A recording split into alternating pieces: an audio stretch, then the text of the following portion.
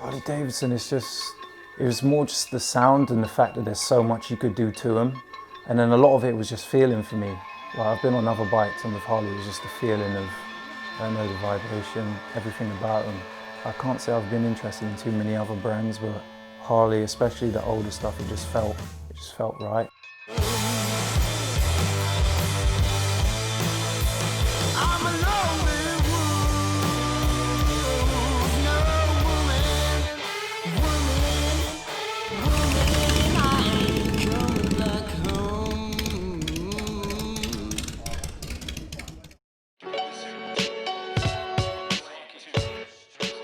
My name is Joshua Williams and I'm from East London. For a living, I'm a fashion model. Modelling about 9-10 years now, started young. I've done some of the cool brands, the whiskey brands, all the glamorous stuff. My earliest memories of motorcycles, I did some dirt biking when I was younger, but when I started getting really into them was when I was apprenticing in a tattoo shop. That's when some of the boys there had Harleys. And I remember one day one of them pulled up on a new one he got. It was everything, sound, the way it looked. And I remember I was like, oh, can I sit on it? You know what I mean? It's just the feeling. I booked in next day to start my lessons. I was like, oh shit, I want one of those. I wouldn't say I knew that much about Harleys then. I went to Wars and I bought a bike before I even passed and I just left it in the dealership as a bit of motivation. You'd see them when I was younger and I'd look and be like, oh, that's cool, but you'd never think you'd own one. I've got a 2001 Evo chop and a 1979 shovelhead. The Evo, I bought that one as is pretty much. That's the only bike I've had where I've never really put anything into it. I liked it the way it looked. A friend of mine, Casey, built it and I've only really changed a few cosmetic things, but it's just been a good, solid bike. It's never let me down.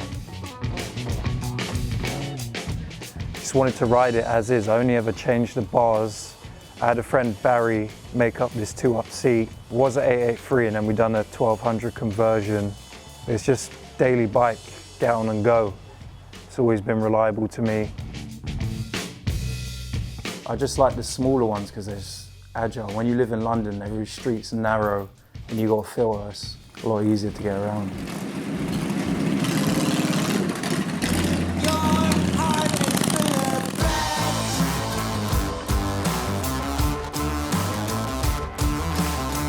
It's mad. I've got a group of friends. Some of us met through modelling and we all just started riding around the same time. That's how we kind of made a connection when we all found out each other rode. The group of about 9 or 10 of us, younger boys, that all ride together. So it's good to have people around my age into the same thing.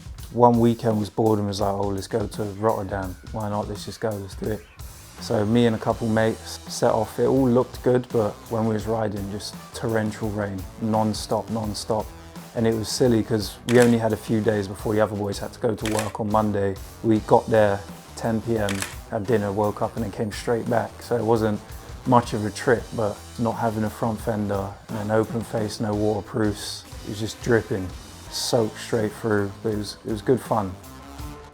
That was on the Evo, and the Evo is narrow, and that's more my commuter bike when I need to get places. That's slim to get around town, but for the shovel I just wanted it a bit more wild, so I put long fishtails on it, 16-inch apes. I did a lot of riding on that bike, but this past year has just been getting work done on it, making it look the way I want it to.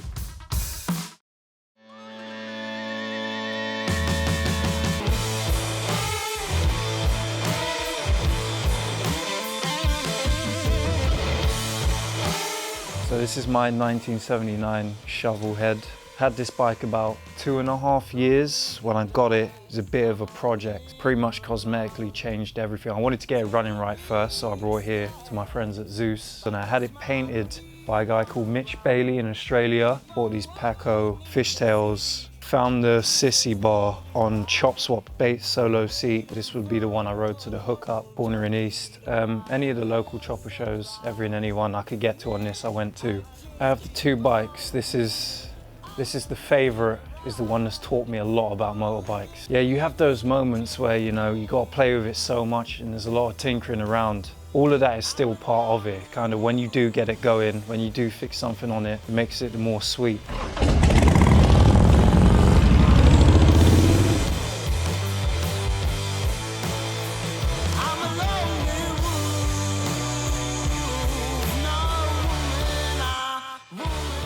I could have any Harley, I don't know, I've always been interested in panheads. And I feel like that's the next stage for me after my shovelhead is to trade up for a panhead. You know when you see old icons on bikes, it's like, when I started really looking into choppers, I would look at some of the Black Riders. So you'd be like the Southside Shifters or the East Bay Dragons. Then you'll see pictures of Jimi Hendrix on the panhead. So when I started looking into the history of it, I saw that there was a lot of other Black Riders, because I feel like there's not many of us in the Harley scene now. When I look back and I see a lot of them riding, it's like, oh, that's cool. They had all the old choppers and the shovels and the pans. Like, I've been on other bikes, and with Harley it was just everything about them.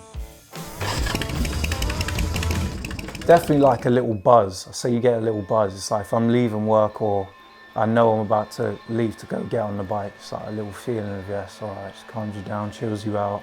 Harley, especially the older stuff, it just felt right.